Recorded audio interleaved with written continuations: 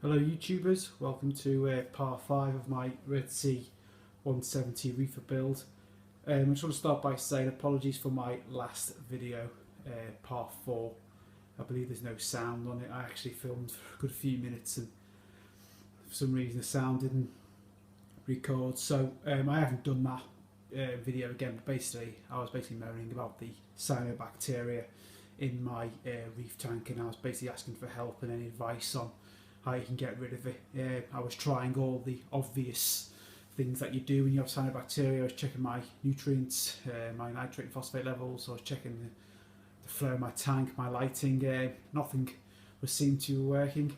But I've had a good chat with my local LFS. It's Marine Aquatics over in Aldridge near Warsaw. It's a bloke called Lee and his wife Kate, and we've got a guy in there called Tim who works in their form. Small business, family run, absolutely fantastic though. They only concentrate and specialise in reef keeping. They sell everything, corals, fish, all the latest equipment. Really helpful, friendly people as well. So basically had a good chat with Lee for a good 20 minutes about how I can kind of like bottom out my cyanobacteria, which I've had in this tag now since its birth, which is about coming on 7 weeks, and even in my last reef tank ever since from birth really, which was a year ago. So yeah, ever since I've been in this hobby, I've been battling cyanobacteria, which is the absolute vein of my life, and I've nearly shut down this tank due to lack of patience and it looking basically crap. But anyway, I'll just run you through it, kind of like how I think I know what the problem is. So nutrient levels, I don't think it's that. I currently use no pox, dosing about 2 ml a day.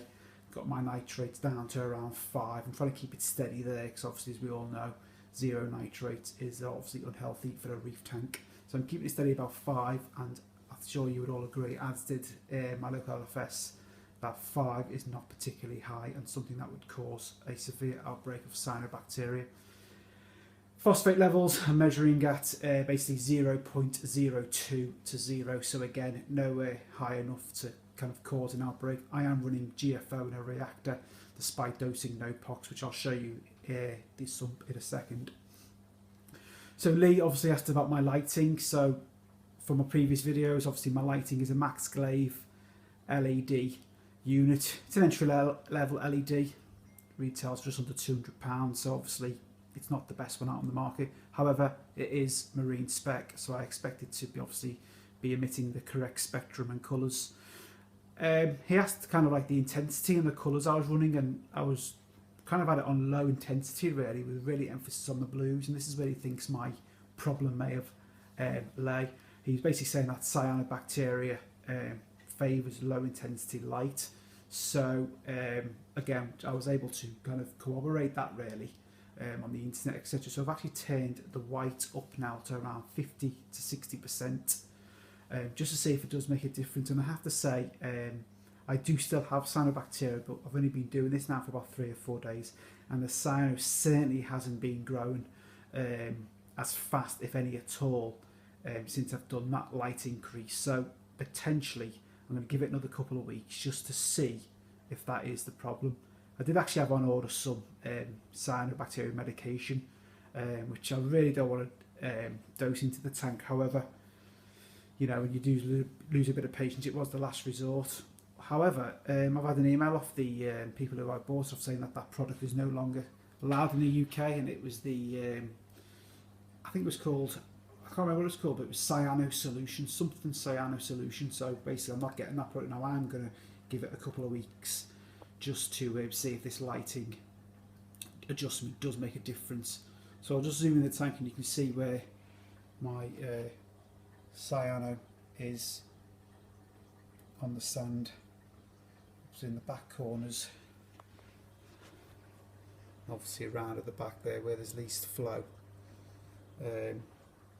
Definitely a lot better, and some on this rock as well at the top, even on the turbo snail there. I have added this rather unsightly pump. I don't intend to keep it there forever. It's basically my old return pump. I've put it in that corner, and I've moved the 2 power heads up there. That pump's basically adding another 1,000 litres of turnover an hour, and obviously I've noticed a huge difference as well in terms of the cyano. Now that's in there as well. So yeah, hopefully I'm starting to win the battle. Mind you, I've said that a few times already. in the past and it's come back as strong, but I'm going to give it another 2 or 3 weeks. I think if it hasn't cleared up, I am going to take the plunge and go for something like ChemiClean or Marine Mycosidol, something like that, because like I said, I'm not particularly really enjoying the tank at the moment. I do like to have a perfect looking tank, as we all do. At the moment it's not quite there, but yeah, we'll see how it goes. I have noticed some first spots of coralline algae growing on the rock just there, so hopefully that's good news and that will start spreading, and hopefully that will start competing with the cyano for the nutrients. Like I said, dose of Nopox 2 ml a day. I was initially thinking, was this feeding the cyano, but I'm going to try the lights first, and failing that I will probably see the Nopox after that, just to try and find out what exactly is feeding the cyanobacteria. If we just look in the sump, bubble mag is 3.5, still going well, producing a decent amount of skim.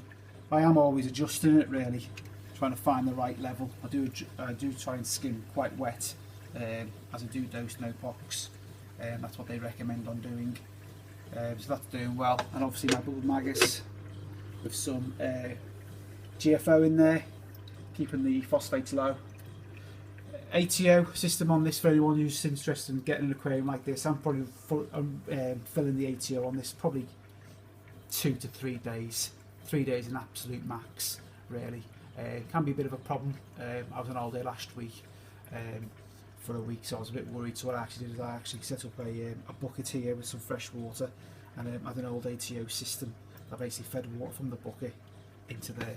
And I come back from holiday with my fingers crossed, hoping it worked, and it did. So a little tip for you for those who do travel and may be unsure in terms of the length of time you can keep these tanks topped up. Like I said, they're not the biggest of units, but you will get 2.5 to 3 days max out of it. Back to the tank. Corals seem to be doing well. A couple of the mushrooms are growing crazy, and I have just fragged for the first time at a complete total guess really this leather coral. There is the base of it.